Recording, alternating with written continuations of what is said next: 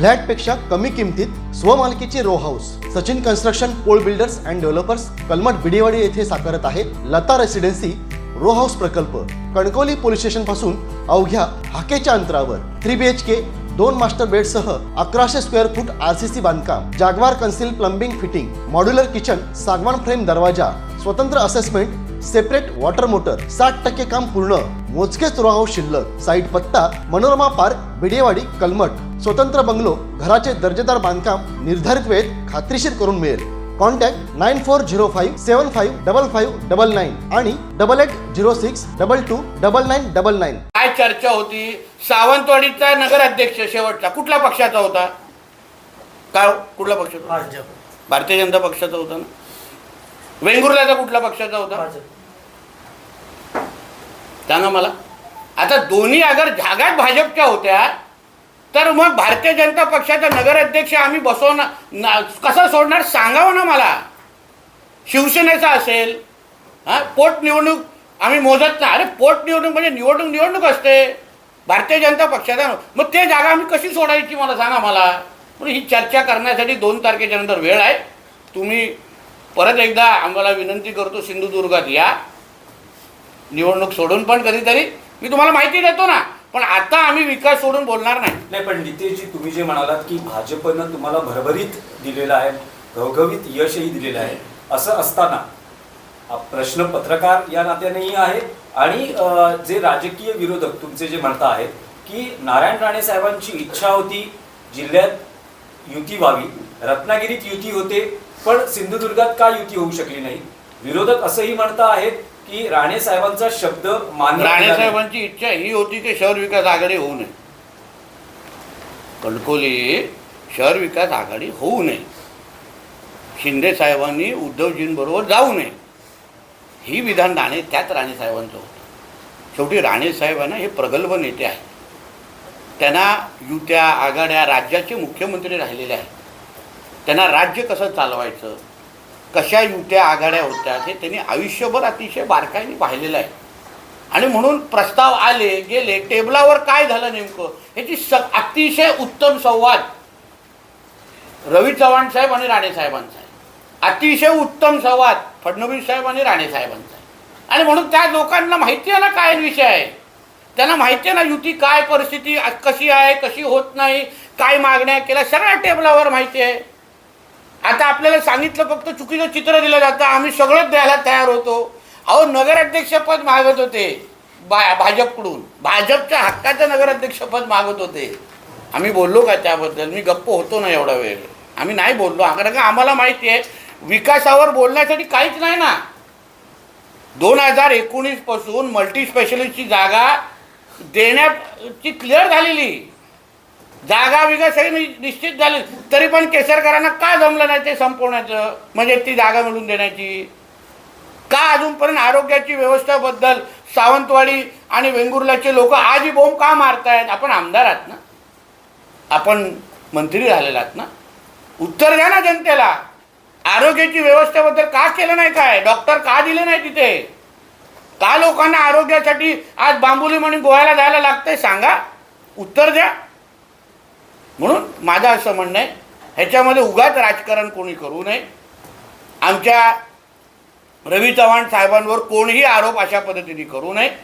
चव्हाण साहेबांनी आदरणीय राणे साहेबांसाठी लोकसभेच्या निवडणुकीमध्ये काय केलं हे आम्हाला चांगलं माहिती आहे, विधानसभेसाठी काय केलं हे चांगलं माहिती आहे। आणि मी आज पण सांगतो, आदरणीय निलेशजींचा पण बळीचा बकरा केला जातोय, त्यांना एकटं पाडलं जात आहे। का दुसरा शिवसेनेचा नेता बोलत नाहीये?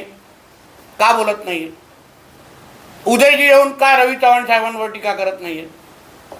त्यांनाच का पुढे बोला? अजून निलेशजींच्या समर्थनात एक पण शिवसेनेचा नेता का उतरत नाहीये? तिथे ते गुलाबराव पाटील कुठल्या तरी राज्यातल्या एका जिल्ह्याच्या शहराच्या नगरपालिकेमध्ये राणे साहेबांची कशी खिल्ली उडवते, तुम्ही खिल्ली उडवता दाखवू का व्हिडिओ? दाखवू का व्हिडिओ? मग का कोण बोलत नाहीये? निलेशजी बोलतात ते खरं, एक शिवसेनेचा नेता बोलत नाही, ना रत्नागिरीचा, ना कोकणातला, ना महाराष्ट्रातला। त्यांना का एकटं पाडलं जातंय? काय नाही सपोर्टिंग आपले दीपक केसरकर साहेबांनी घ्यावं रवी चव्हाण साहेबांचं नाव, घ्यावं ना, तोडवतात कशाला आहेत प्रश्न. म्हणून या बाबतीमध्ये 2 तारखेनंतर जसं निलेशजी बोलले आहेत, आम्ही लोक आपण बसू, फडणवीस साहेबांबरोबर बसू, चव्हाण साहेबांबरोबर बसू, महायुती म्हणून ह्याच्यातून काय मार्ग निघतो आपण पाहू ना. पण उगाच त्याच्यामुळे ह्या निवडणुकाच विकासात सोडून, अरे 11 महिने आम्ही मेहनत केली आहे, मी पालकमंत्री म्हणून मेहनत केलेली आहे, मी 11 महिन्यामध्ये राज्य सरकार म्हणून आम्ही भरपूर ह्या शहरांना निधी दिलेली आहे, कामं केलेली आहे, त्याच्यावर बोलायचंच नाही, त्याच्यावर चर्चाच करायची नाही. सावंतवाडीसाठी काय तुमचा विकासाचा प्लॅन आहे हा विचारत नाही. इथे केस झाल्या, तिथे केस, एवढंच इंटरेस्ट. आत्ता आक्षेप आहे. मल्टीस्पेशालिटी आणि मल्टीस्पेशालिटीचा मुद्दा तुम्ही काढला. 2014 पासून महायुतीचंच सरकार राज्यात आहे, मुख्यमंत्री देवेंद्र फडणवीस होते. आजही तो प्रकल्प झालेला आणि दुसरीकडे ज्या रेल्वे टर्मिनसचा नारळ फोडला गेला ते पण आज अदृश्य दिसतं. हो, पण तुमच्या आमदारांना उत्तर मागितलं पाहिजे. तुम्ही आमदार तुमचे पालकमंत्री पण होते. आज मी पालकमंत्री आहे ना, मी प्रश्न सोडून दाखवतो लखमराजे आणि आमचे श्रद्धाताईंबरोबर, ऑन रेकॉर्ड सांगतो, ऑन रेकॉर्ड. पण त्याचबरोबर तुमच्या सावंतवाडीच्या प्रायव्हेट डॉक्टरांना पण विश्वासात घेणार मी. चांगली आरोग्य सेवा देण्याची जबाबदारी ही पालकमंत्री म्हणून माझी आहे आणि मी देणार, कुठल्याही परिस्थितीत देणार. मला नाही आवडत माझी मुलं, आमच्या जिल्ह्यातली मुलं गोव्याला नोकऱ्यांसाठी जातात, आम्हाला नाही आवडत. आम्हाला नाही आवडत आमचे पेशंट गोवा बांबुलमच्या हॉस्पिटलमध्ये जाणं, आम्हाला बिलकुल आवडत नाही. म्हणून तर राणे साहेबांनी या जिल्ह्यामध्ये एवढं मोठं हॉस्पिटल बांधलं.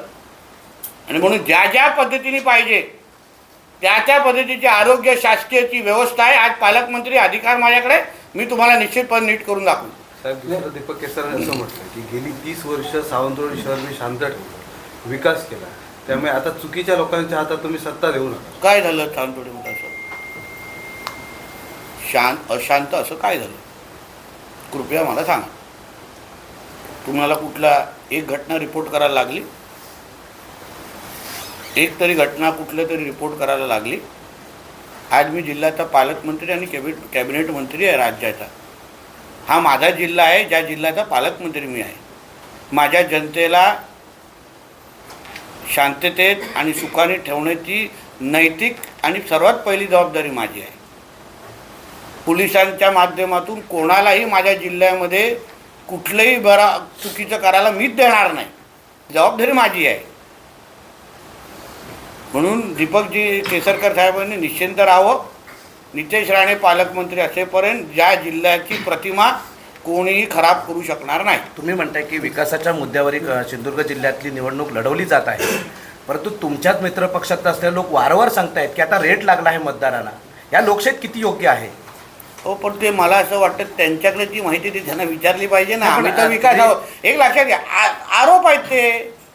आता आम्ही उद्या असेच आरोप केले तर, पण आम्ही त्या घाणेऱ्या ह्याच्यामध्ये जातच नाही ना. आम्ही विकासावर फोकस ठेवतोय ना. अहो, आरोप करण्यासाठी कोणी काही करू शकतं. एवढा रेट उघडलाय, तेवढा रेट उघडलाय, ह्याव केलाय, हे तुम्हाला जेव्हा सांगण्यासाठी काय नसतं ना. तुमचा उमेदवार, तुमचे नगरसेवक, तुमचा जाहीरनामा काय आहे हे सांगण्यासाठी काय नसतं ना. म्हणून हे सगळे इकडे तिकडे विषय हलवायचे, बाकी काहीच नाही. त्यामध्ये अर्थच नाही या गोष्टीमध्ये. तुम्ही सांगा ना लोकांना तुम्ही काय करणार आहात. लोक समाधानी होतील. असे आरोप कोण बेछूट आरोप कोण पण करू सुटणार. द्या पुरावे. इलेक्शन कमिशन दखल घेईल. नितेशजी, पुन्हा एक राजकीय विषयच आहे. मुद्दा असा आहे की निलेश राणे असं म्हणता आहे की सिंधुदुर्गात युती झाली नाही, यासाठी त्यांनी जबाबदार धरलं आहे प्रदेशाध्यक्ष रवींद्र चव्हाण यांना. राणे कुटुंबावर काही पर्सनल राग आहे, त्यातूनच ही युती झाली नाही. आणि 2 तारखेनंतर मी युती बाबतीत बोलेन असं जे रवी चव्हाण म्हणाले, ते म्हणाले ही स्ट्रेट वे धमकी आहे. असं आहे ना दिनेशजी, आम्हाला आमच्या जिल्ह्याच्या निवडणुकांना विकासावर लढवायचं आहे. असं आहे. म्हणून आम्ही विकासावरच उत्तर देणार. ह्या बाबतीत आता मी तुम्हाला काय बोलू, निवडणूक संपायला आलेली आहे तरी तुमच्याकडे तो जो काही चिंगम अडकला आहे ना ते तुम्ही काढत नाही आहे. युती का झाली नाही, युती हे झाले, त्याची उत्तर देण्यासाठी 2 तारखेच्या नंतर आहे ना. आता जनतेच्या अपेक्षा आमच्याकडून वेगळ्या आहेत. राज्यकर्ते म्हणून, कार्यकर्ते म्हणून लोक फार बारकाईने बघतायत की तुम्ही माझ्यासाठी काय करणार आहात. पुढची 5 वर्ष, 2 डिसेंबर 2025ला होणारं मतदान पुढच्या 5 वर्षानंतर होणार आहे. मध्ये मतदारांना कुठलीच संधी नाही. आम्हाला संधी आहे 4 तारखेला तुम्हाला उत्तर द्यायला, 5 तारखेला उत्तर द्यायला, 6 तारखेला उत्तर द्यायला, या सगळ्या युत्या आणि आघाड्याबद्दल. पण जनतेला त्यासाठी 5 वर्षासाठी एकच तारीख मिळणार आहे. ती कशाला आम्ही त्यांच्या हातातून घालून देऊ. पहिल्या जनतेच्या इच्छा आकांक्षा आम्ही पुरं करणार आणि मग 2 तारखेच्या नंतर काय बोलायचं ते बोलणार. आम्हाला काही, आम्ही कुठेही पळून जात नाही. प्रत्येक प्रश्नाचं उत्तर देऊ, फक्त त्या 2 तारखेच्या नंतर. ही निवडणूक कोणी कितीही प्रयत्न केलं, कोणी कितीही जोर लावला, कोणी कितीही स्वतःचा पत्रकारितेचा अनुभव वापरला, पण आम्ही ही निवडणूक विकासाच्या अजेंड्यावरून जाऊन देणार नाही. 2 तारखेनंतर महाराष्ट्राच्या राजकारणात काही वेगळं घडू शकतं का? 2 तारखेनंतर, 2 डिसेंबर नंतर महाराष्ट्राच्या राजकारणात सिंधुदुर्गाचे 4चे 4 नगरपालिका हे भारतीय जनता पक्ष स्वबळावर लढणार, हेच वेगळं होणार. पण महाराष्ट्रात काही असं सगळे भारतीय जनता पक्षाचे जास्तीत जास्त नगरसेवक निवडून, नगराध्यक्ष निवडून होणार, हेच वेगळं होणार. इतिहास घडणार आहे 3 तारखेला. नाही म्हणजे ही सुरुवात आहे स्वबळाची. नाही, जिथे जिथे आम्ही स्वबळावर लढतोय, जिथे आम्ही स्वबळावर लढतोय भारतीय जनता पक्ष म्हणून, तिथे आमचा कमळ चिन्हाचा नगराध्यक्ष निवडून येणार. काही जागे आम्ही महायुती म्हणून लढतोय. उदाहरण रत्नागिरीमध्ये महायुती म्हणून लढतोय, तिथे महायुतीचा नगराध्यक्ष येणार. म्हणजे हाच तो इतिहास 3 तारखेच्या नंतर घडणार आहे. हे तुम्हाला कळलंच नाही. गुगली आमच्या चव्हाण साहेबांची तुम्ही शोधत बसलाय त्याच्यात काय. पण भविष्यात महाराष्ट्रात सिंधुदुर्ग पॅटर्न दिसू शकतो. तो त्यावेळी घेण्याचा तो निर्णय हो. आम्हाला या आमच्या कार्यकर्त्यांनी, प्रदेशच्या लोकांनी जे काय आम्हाला लोकांनी चर्चेतून आम्हाला जे निष्पन्न झालं त्याप्रमाणे आम्ही सगळेजण लढतोय. रत्नागिरीमध्ये वेगळी परिस्थिती आहे, रायगडमध्ये वेगळी परिस्थिती आहे, पालघरमध्ये वेगळी परिस्थिती, ठाण्यामध्ये वेगळी परिस्थिती आहे. त्या जिल्ह्याच्या अनुसार लढू ना आपण. उद्या राज्याचे उपमुख्यमंत्री सिंधुदुर्गात प्रचारासाठी येत आहेत. राज्याचे मुख्यमंत्री 3च ठिकाणी येत आहेत. आमच्या कणकोलीत येत नाही. जरा विचारा, सांगा ना कणकोली द्यायला. उद्धवजींच्या जिल्हा प्रमुखांसाठी प्रचार करण्यासाठी एकनाथ शिंदे साहेब आमचे वरिष्ठ नेते आहेत, फार ज्येष्ठ नेते आहेत. त्यांना सांगा आमच्या कणकोलीत पण या. शहर विकास आघाडी आणि उद्धवजींच्या जिल्हा प्रमुखांसाठी निवडणूक मतदान मागण्याचे तिथे काय येत नाही. 3च जागी ऐकलं मी ठिकाणी आहे. 3च जागी प्रचार आहे त्यांचा. तुमचे जवळचे संबंध विचारा त्यांना. नाही पण कणकवलीत काय येत नाही तुमचं काही विश्लेषण त्यांना विचारायला पाहिजे ना. मग आम्हाला आमची त्या 3 जागी कार्यकर्त्यांना आहे, मग तिथे का नाही. कणकवलीत उद्धवजींच्या जिल्हा प्रमुखांसाठी काय येत नाही आहे. पॅनलमध्ये उभाटा, शिंदे सेना सगळे आहेत तिथे. राणेसाहेब, सिंधुदुर्ग जिल्ह्यात तुम्हाला की 2014 पासून ते 24 पर्यंत लोकांनी दहशतवाद, भ्रष्टाचार हे सगळ्या मुद्द्यांवर, निवडणुका भावनिक मुद्द्यावर लढवल्या गेल्या. लोकसभेमध्ये नारायण राणेंना भरभरून लोकांनी इथल्या मतदान केलं. विधानसभेत तुम्हाला महायुतीला मतदान केलं. लोकांना इथली अपेक्षा सिंधुदुर्गवासियांना आहे विकासाच्या मुद्द्यावर निवडणूक व्हावी. तुमचे आरोप प्रत्यारोप आम्हाला नको. मग आता या निवडणुकीला वारंवार विकासाचे मुद्दे सोडून भावनेच्या मुद्द्यावर निवडणूक माझा प्रचार प्रमुख बनवणार. माझी भाषा बोलतोय भावनेच्या मुद्द्यावर मी बोलतोय पत्रकार परिषदेमध्ये. नाव लिहून गेलं बाबा. एकनाथ शिंदेजींच्या सभेला उत्तर देण्यासाठी हे. अरे हेच तर मी बोलतोय ना. अरे बाबा विकासाचाच अजेंडावर लढवायचे. सांग ना तुझ्या मुंबईच्या मित्राला. पण साहेब इथे असं होतंय की काय हो म्हणजे पण प्रत्येक वेळी काय हो नाही, प्रत्येक वेळी कट रचला जातोय म्हटलं जातं. आम्हाला संपवलं जात आहे. हे मुद्दे आणून लोकांना काय ते कन्फ्यूज केलं जात आहे. त्या दीपक केसरकर यांचं असंही म्हणणं आहे की राणेसाहेब प्रचारात दिसत नाहीये. हो, कारण का तो राणेसाहेबांनी घेतलेला निर्णय. राणेसाहेब ज्येष्ठ नेते आहेत. त्यांनी ठरवावं कुठे प्रचार करावं का नाही करावं. त्या दिवशी कणकवलीच्या आमच्या सगळ्या उमेदवारांना भेटले, आशीर्वाद पण दिले. ठरवलं ना त्यांनी. तो राणेसाहेबांचा प्रश्न आहे. राणेसाहेब टॅक्स फ्री आहेत. नितेश साहेब, एक स्थानिक प्रश्न आहे. राणेसाहेब, धन्यवाद. स्थानिक प्रश्न आहे. आपण ज्या संस्थांच्या राजवाड्यात आहात, ह्या संस्थांचा कारभार बापूसाहेब महाराजांनी चालवला आणि त्यांना महात्मा गांधींनी रामराज्य म्हटलं. या संस्थांवर आज तगायत कोणी वाकड्या नजरेने पाहिलं नव्हतं. कोणी युवराज असो, राजेसाहेब असो, त्यांना मानाचा मुजराच केला जात होता. त्या संस्थांवर या निवडणुकीच्या निमित्ताने आज टीका टिप्पणी होते. कसं पाहताय आपण? दुर्दैवी आहे, अतिशय दुर्दैवी आहे. कारण का ह्याचं कारण असं आहे, राजघराणं हे राजकारणाच्या पलीकडचं आहे. त्यांचं स्थान सिंधुदुर्गांसाठी किंवा सावंतवाडीसाठी हे राजकारणाच्या पलीकडचं आहे.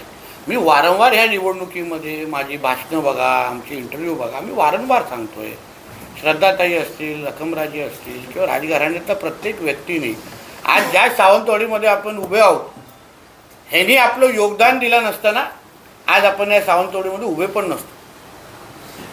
म्हणून ह्या राजघराण्याच्या घरातला एक व्यक्ती जेव्हा अगर निवडणुकीसाठी लढत असेल, तेव्हा जाऊन आपण टीका टिप्पणी करतोय, त्यांच्यावर टीका करतोय. उद्या अगर ह्यांनी त्या काळात, उद्यापेक्षा त्या काळात अगर ठरवलं असतं की आम्हाला सावंतवाडीकडे काहीच करायचं नाही, तर झालं असतं का? सावंतवाडी घडली असती का आपली? म्हणून ह्यांच्यावर टीका करणं म्हणजे सावंतवाडीच्या अस्मिता आणि स्वाभिमानावर टीका करण्यासारखी बाब आहे. आणि म्हणूनच त्याची दखल माझ्या पलीकडे सावंतवाडीची जनता निश्चित पद्धतीने घेणार. आज श्रद्धाताई प्रत्येक घराघरापर्यंत पोचल्या आहेत, प्रत्येकाशी संवाद साधतायत, प्रत्येकजण त्यांना आपल्या घरातली मुलगी आणि सून म्हणून त्यांना स्वीकारतायत, त्यांना आशीर्वाद देत आहेत आणि त्याच आपुलकीने प्रत्येकाशी भेटत आहेत. त्यांना भेटल्यानंतर कोणच आता त्यांच्या एवढे म्हणजे सावंत आत्ता पण त्या फिरत आहेत, कोणच बोलणार नाही ह्या राजघराण्यातल्या आहे. एवढ्या सामान्य व्यक्तीसारख्या आमच्या श्रद्धाताई सगळ्यांची बोलतायत, चर्चा करतायत. लखमराजेजी दिवस रात्र भारतीय जनता पक्षासाठी काम करतायत, मेहनत करतायत. प्रत्येक परवा त्यांची झालेली पत्रकार परिषद फार बारकाईने बघा, ऐका. आणि म्हणून या सगळ्या गोष्टी आज राजघराण्याच्या बाबतीवर नुसतं घाणेरडं राजघराणं संपला, ह्याचं उत्तर 3 तारखेला भेटेल. साहेब, सावंतवाडी शहराची लोकसंख्या दिवसेंदिवस वाढत असली तरी सह्याद्री पट्ट्यातील अनेक लोक या ठिकाणी स्थायिक होतात. मात्र या ठिकाणचे युवक आहेत, सुशिक्षित बेरोजगार आहेत, ते पुणे, गोवा, मुंबई येथे स्थलांतरित होतात. काही लोक अपडाऊन इकडनं गोव्यातून नोकऱ्या करतात, रस्त्यात त्यांचे अपघात होतात. एकुलते एक कुटुंबातला करता करिता मुलगा त्याच्या अपघातात बळी ठरतो. या ठिकाणी चांगलं हॉस्पिटल नाही, त्याचप्रमाणे या ठिकाणी रोजगार पण नाही. रोजगारासाठी कुठं आपलं याच्यामध्ये दोडागावमध्ये MIDC आढाळी MIDC आहे, त्याबाबत आपलं काय धोरण असणार? आणि हॉस्पिटल मल्टीस्पेशालिटी हॉस्पिटल आपला ठराविक टाइम बॉम्ब काय फॅक्टरी आपण इथे आणतोय, कॅन्डेला नावाची बोट जी आपण मुंबईमध्ये तिला जलवाहतूकसाठी वापरणार आहोत, त्याची फॅक्टरी आमच्या सिंधुदुर्गामध्ये लागणार आहे. म्हणून ह्या माझ्या दृष्टिकोनातून किंवा माझ्या खात्याच्या दृष्टिकोनातून पण अगर तुम्ही विचारलं तर निश्चित पद्धतीने 5 वर्ष जेव्हा आम्ही आमची कारकीर्द पूर्ण करू, तेव्हा किमान 60 ते 70% मुलं जे आज गोव्यामध्ये तरुणी काम करतायत, त्यांना परत एकदा आमच्या सिंधुदुर्गामध्ये आणण्याचं काम हे आमच्या महायुतीच्या सरकारच्या मदतीतून निश्चित पद्धतीने होईल. शिरोड्यामध्ये आपलं पहिलं ताजचं 5 स्टार हॉटेल येत आहे. झी सिने अवॉर्डसारखे कार्यक्रम आमच्या सिंधुदुर्गामध्ये होत आहेत. म्हणून 5 वर्षाच्या कारकीर्द बघा तरी गावडेजी, तुम्हाला हा प्रश्न 5 वर्षानंतर विचारायला लागणार नाही, एवढी काळजी आम्ही घेऊ. मल्टीस्पेशालिस्ट संदर्भात काय करायचं, कसं करायचं, सगळ्यांना विश्वासात घेऊन मी परत सांगतो. शेवटी इकडला प्रायव्हेट जो डॉक्टर आहे त्यांच्याही बाबतीमध्ये विचार करायला पाहिजे. म्हणून सगळ्यांना विश्वासात घेऊन एक कुटुंब म्हणून श्रद्धाताई असतील आणि आमची पूर्ण टीम एकत्र बसून त्या बाबतीमध्ये निर्णय घेतील. तुमच्या अजेंड्यामध्ये साहेब एक शिरशिंगे धरणाचं पाणी सावंतवाडी शहराला आणलं जाणार असं अजेंडामध्ये आहे, तुमच्या जाहीरनाम्यात आहे. पण केसरकर म्हणतात की ते शिरशिंगे धरण 650 कोटी रुपये मी मंजूर करून आणले आणि आता ते मंजूर झालं आहे, म्हणजे जे गेल्या 10 वर्षापूर्वी होतं. आणि ते शिरशिंगे धरणाचं पाणी सावंतवाडीला कसं येणार? माझगाव धरणामुळे केलं आहे, उडेली धरण सावंतवाडी शहराच्या 24 तास पाण्यासाठी केलं आहे, मग हा शिरशिंगे धरणाचं पाणी कसं येईल? त्यासाठी तुम्ही 2 तारखेची वाट पहा. आम्हाला सावंतवाडीकरांनी नगराध्यक्षाच्या रूपाने काही अधिकार देऊन दे. आमचे नगरसेवक निवडून आल्यानंतर सावंतवाडीकरांचा संदेश आमच्यापर्यंत पोचून दे की बाबा श्रद्धाताई आणि तुम्ही सगळे नगरसेवक मिळून आमच्या सावंतवाडी शहरासाठी तुम्ही निर्णय घ्या. हा अधिकार एकदा सावंतवाडीकरांनी आम्हाला देऊन दे आणि मग नंतर हे सगळे प्रश्न सोडवण्याच्या दृष्टिकोनातून पुढची 5 वर्ष आहेत. शेवटी आपण सत्तेचे आम्ही सहभागी आहोत. जसं लखमराजींनी पण काय बोलले त्या दिवशी, आम्ही बसणार नाही एकत्र, दीपकजी आणि आम्ही 2 तारखेच्या नंतर बसणारच आहे एकत्र. म्हणून काय बोललो, अंदर की बात आहे, कितींदा बोलू तुम्हाला, आम्ही बसणार एकत्र, चर्चा करून हे सगळे विषय एकत्रच मिटवणार आहेत. आदरणीय मुख्यमंत्री, आदरणीय उपमुख्यमंत्री, दोन्ही उपमुख्यमंत्री आणि आम्ही सगळेजण महायुती म्हणूनच आम्ही पुढे कारभार करणार आहोत. राणेसाहेब, सावंतवाडी शहरातील बहुतांशी जागा मोक्याच्या जागा नगरपालिकेने आरक्षित करून गेले अनेक वर्षे ठेवले आहेत. आपल्या बाजूला माजी नगराध्यक्ष बसले, त्यांना माहिती आहे, पण अद्यापर्यंत त्या आरक्षित जागेवर काही केलं गेलं नाही. म्हणून बोलतो त्याची एक योग्य प्लॅनिंग. आता श्रद्धाताईंची काही भाषणं तुम्ही बघा, त्यांच्यासाठी सावंतवाडीचा डेव्हलपमेंटचा प्लॅन पर्यटनाच्या आधारे या सावंतवाडी शहराला 18 प्रकारच्या नागरी सुविधा असो, पर्यटनाच्या दृष्टिकोनातून विविध एंटरटेनमेंट आणि या सगळ्या गोष्टीसाठी ज्या लागणाऱ्या प्रकल्प त्याला लागणाऱ्या ज्या जागा असतील त्यावेळी ह्या सगळ्या गोष्टी वापरल्या जातील. साहेब, तुम्ही मगाशी म्हणालात की अंदर की बात आहे.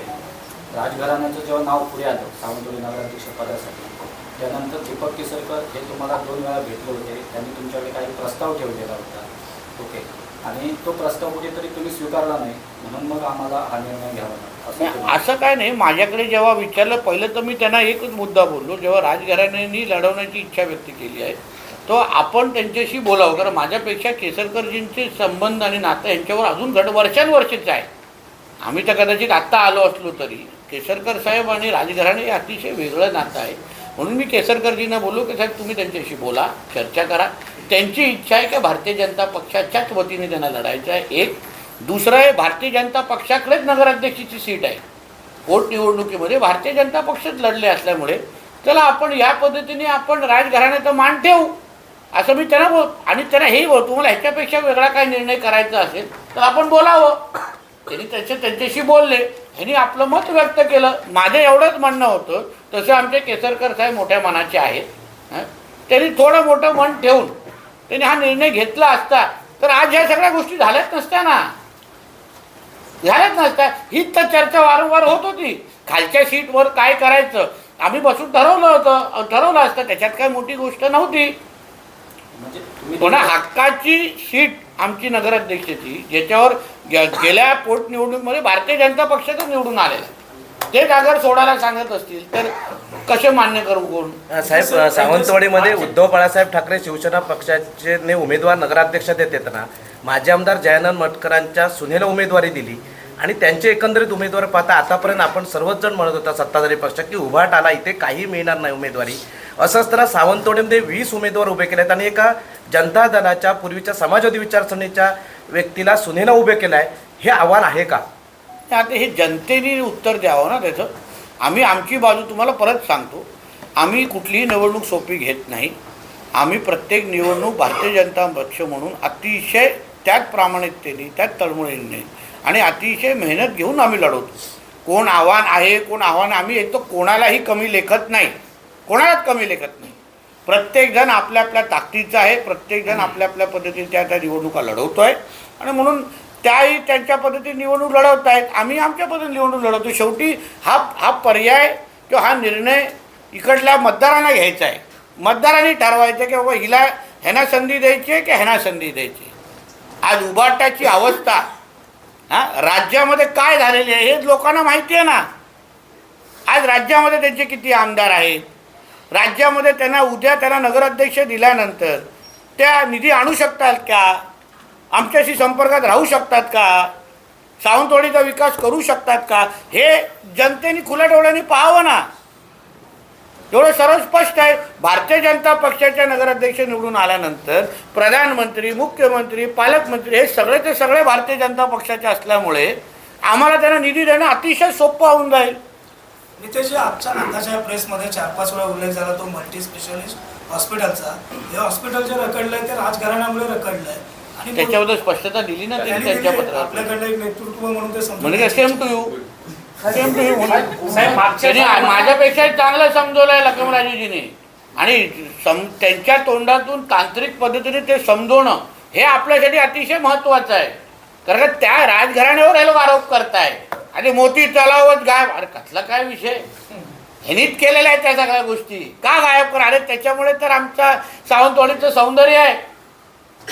आज अतिशय सुंदर शहर, उलट ह्यांची मदत, सगळ्यांची मदत घेऊन त्याला अजून कसं महत्त्व वाढू शकतं, त्याचा अजून कसं आपण ब्युटिफिकेशन करू शकतो, त्या बाबतीमध्ये आम्ही सगळेजण काम करणार आहोत.